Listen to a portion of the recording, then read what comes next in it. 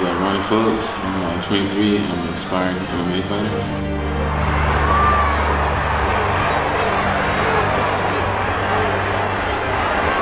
Who's ready for our big boys? 6'5", I walk around 215, 218 depending on the day, and my wingspan is about 84 inches.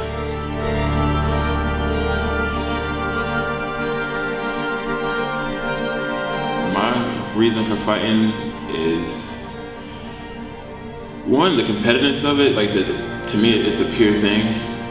You know, it takes a lot of heart for someone to get in that cage, and it's just you and you by yourself, you and one other person. So, like, to me, you don't have anyone following. It's just you alone by yourself. So, just the purity of it, and I'm gonna strive to be like dominant.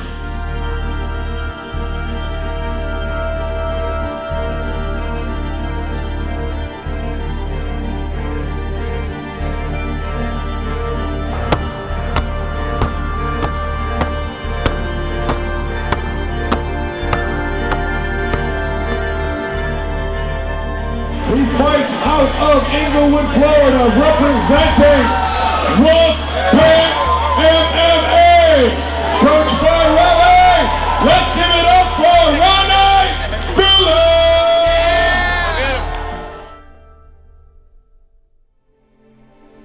People, part of my friends, people, you know, tend to think I'm a bit of an asshole, but it's just a lot of stuff I've seen growing up involving my mom and other stuff in my life. It kind of dictates the way I see things. I feel like I'm a little callous to certain things, because like, I've seen, a lot of people don't know this, but I've seen my mom get beat up by guys, a lot of abusive guys, have the house raided for drugs 2-3 times, and just stuff like that. And so, like I said, stuff like that, it sticks with me, and I just don't have a tolerance for dumb stuff, because I've seen too much of it growing up.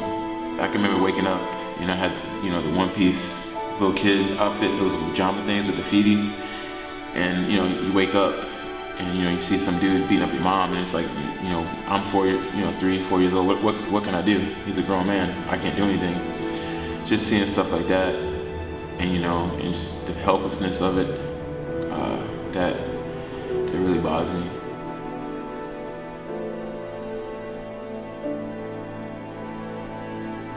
Do you live alone, or do you live with family of sorts? She's like a second mom, and she's one of the reasons I strayed away from just getting in trouble and stuff like that. She helped me in that sense, and she's been helping me ever since. So she's definitely one of the people I lean on most in my life. Do I have a good relationship with my mom? In the beginning, it wasn't so much, because I've always been the type of person to go off and do my own thing and try to be independent. If I had a bad feeling going on, I always kept it to myself. I felt like speaking on my emotions was a weakness, so I never did it. Like, yeah, now me and my mom definitely have a better relationship than we did in the beginning, and I'm definitely happy and grateful for it. You know, I'm the first person she calls if she doesn't understand something, or if she needs help with one of my little brothers, and like, that's just something, you gotta cherish a relationship like that, and I definitely do. So, you know, if it wasn't for mom, I wouldn't be here.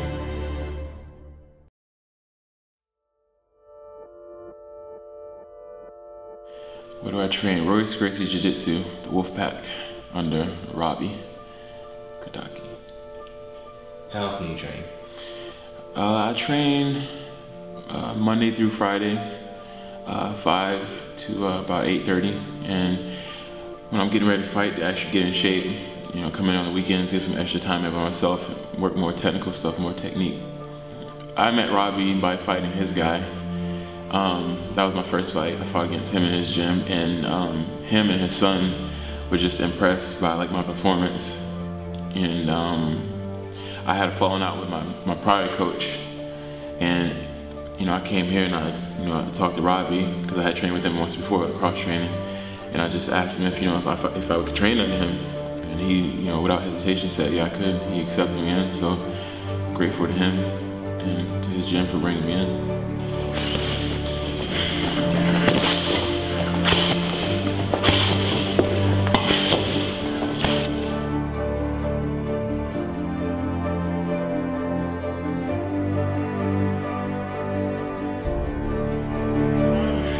game plan, he would want to fight.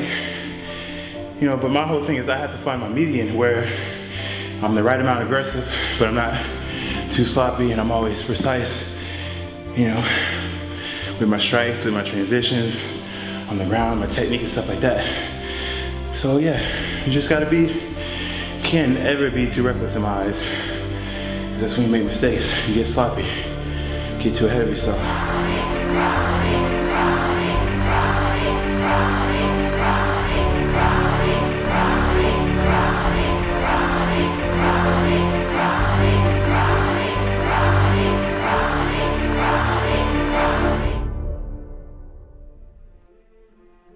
What's my style of fighting? Honestly, I have to say a balance, and that's the way I like to be. As far as this, if a guy, I just want to be methodical and calculating. If a guy makes a mistake, I want to be able to capitalize on that mistake. Jiu-jitsu, kickboxing, Muay Thai, just different types of art that you can mold together and write your own poetry as you fight. I feel like balance, and especially nowadays, just like with any sport, the athletes get better and better as the years go on. So you have to be able to do everything, you know, because if I get in there with a guy who can punch just as good as me, but, you know, I have to be able to, you know, take him to the ground and submit him. And it's just all about capitalizing on advantages. So I definitely want to be a balanced style fighter.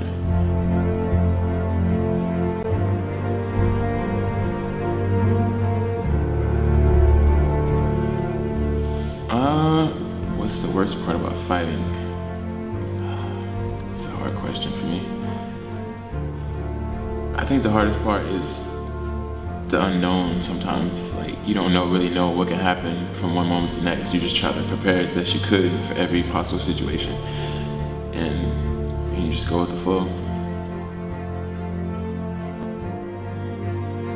I just try to remain pretty much as calm as possible, because in my eyes, that's the best way to go into a fight. Calm, calculating. When you get angry, you make mistakes. That's when people make the dumbest mistakes.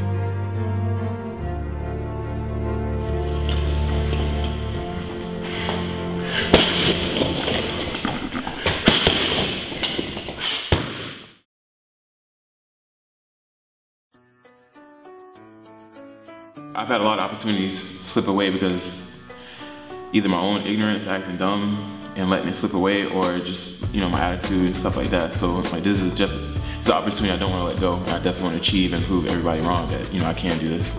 No matter how many great fighters in the world, I can be one of the best fighters in the world.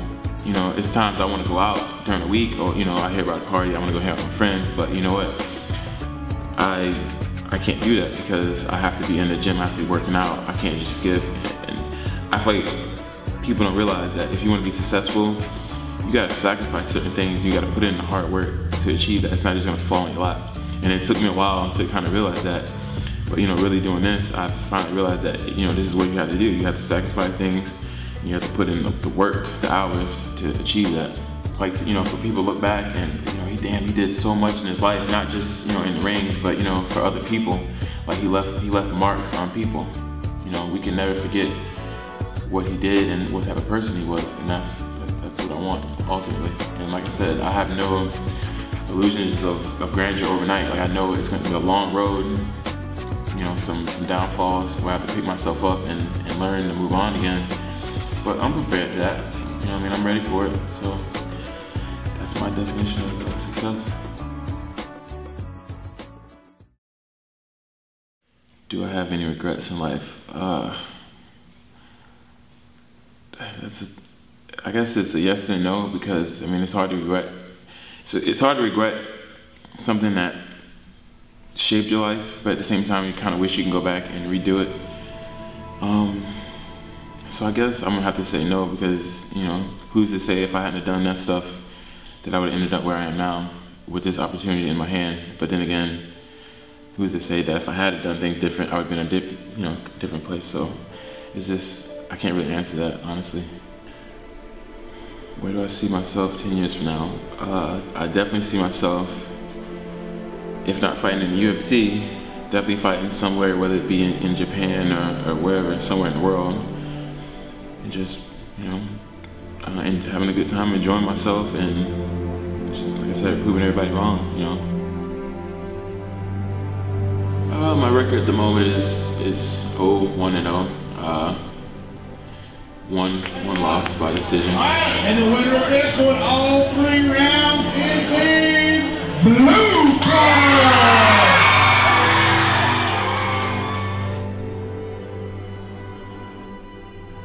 Remember, we're in Ocala. No matter what they say, you won that fight. Every somebody in there knows that, right? Stepping hard with it. Hey, I don't care what those judges say, dude. You took that guy and beat him down. Yeah. You know, So don't dare be ashamed of what happened out there. After my last fight, how do I feel? Just disappointment in myself. I cried a little bit, and just because, like I said, I love to compete, and I hate to lose, especially when I know I could have done more in order to win. Like I said, I definitely feel like I won the fight, but in MMA, leaving it to the judges is not something you want to do. And like I said, in every loss, there's always a lesson. It's just how you choose to look at it. Now I know never to leave it to the judge's hand. You know, go in and end the fight like I know I can.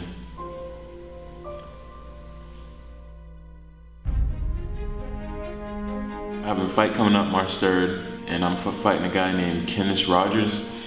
He's a debut fighter. This fight and then the one after is basically like a qualifying thing to fight for a belt. I have the choice to either fight light heavyweight or heavyweight, and for me that's a big thing. I mean, my name's out there with people, so that's a good thing, but you know, if it's Ronnie Phillips, the light heavyweight, it would mean a lot more. And it's basically like building a resume. Like, you know, when I finally turn pro, you know, what has he really done that he deserves to make this amount of money, or so on and so on. So I definitely want to, you know, get in there, execute my game plan, and get the W, because it means a lot. It's a big thing for me as far as my career.